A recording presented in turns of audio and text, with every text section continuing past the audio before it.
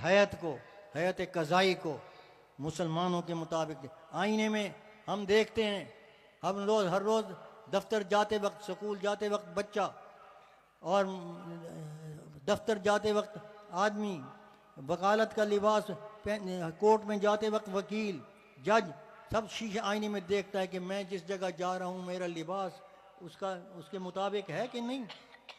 کبھی ہم نے بھی یہ بھی دیکھا کہ میں مسلمان بھی لگ رہا ہوں کہ نہیں، اس حیثیت سے بھی آئینہ دیکھا۔ میں مسجد میں جا رہا ہوں، اللہ کے سامنے کھڑا ہونا ہے، میں اللہ کی نافرمانی تو نہیں کر رہا، آپ نے میرا جسم تک گواہی تو نہیں دے رہا۔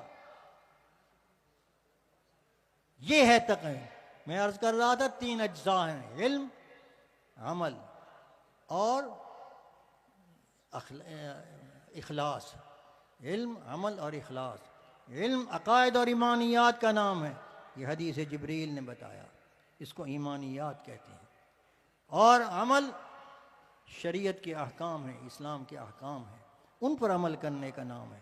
عمل تصدیق کرے آپ کے ایمان کی، اور اخلاص، اخلاص یہ تیسرا مرتبہ ہے کہ عمل کے اندر ریا نہ ہو، عمل اللہ کی رضا کے لیے ہو، اور گویا عمل سے آپ کے رویہ ظاہر ہوتا ہے، رویہ تصدیق کرے آپ کے اخلاص کی، اور آپ کا اخلاص اور آپ کا عمل جو ہے وہ تصدیق کرے آپ کے عقیدے کی، پھر آپ صلحان مسلمان ہیں۔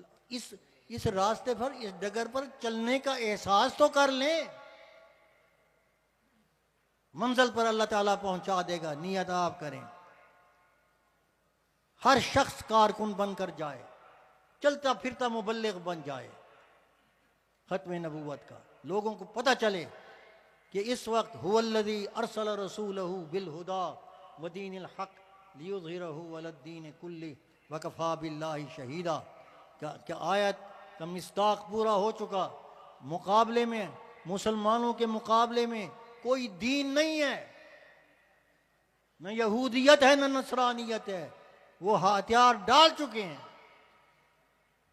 اس وقت ہمارا مقابلہ لا دینیت سے ہے۔ هو الذی ارسل رسولہ بالہدی ودین الحق لیظہرہ علی الدین کلہ، اللہ کی یہ بات پوری ہو چکی، اب ہم نے اس کو اپنے عمل کے ذریعے اس کو ظاہر کرنا ہے دنیا پر، اور اس اخلاص پیدا کر کے اس میں جان ڈالنی ہے، اور پھر اللہ کے سامنے سرخرو ہو کر جانا ہے۔ بس یہی کچھ میں عرض کر سکتا تھا۔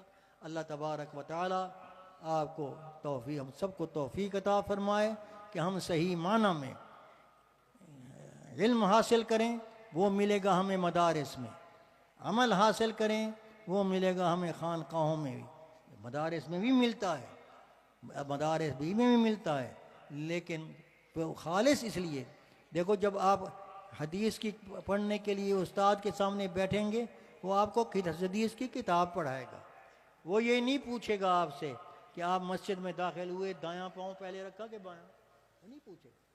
وہ آپ سے یہ بھی نہیں پوچھے گا کہ وضو بھی کیا ہے کہ نہیں، وہ سمجھے گا کہ آپ کر رہے ہیں، وہ پڑھائے گا۔ حالانکہ تربیت شامل ہے، حضور صلی اللہ علیہ وسلم صرف معلم نہیں، آپ مربی بھی ہیں، تعلیم اور تربیت دونوں تقاضا حضور صلی اللہ علیہ وسلم کا ہے۔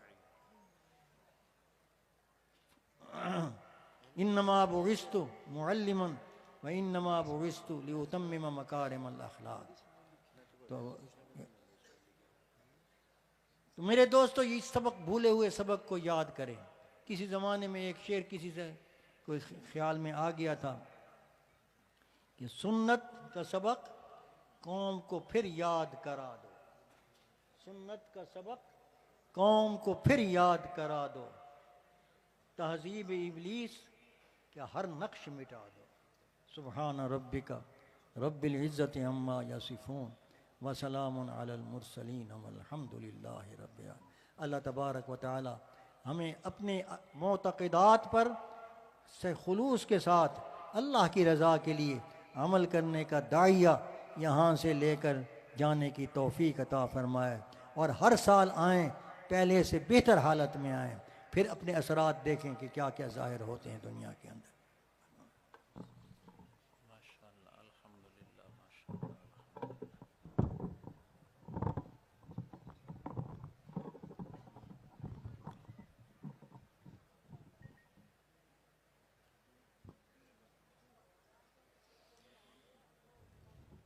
آپ حضرات سے مخاطب تھے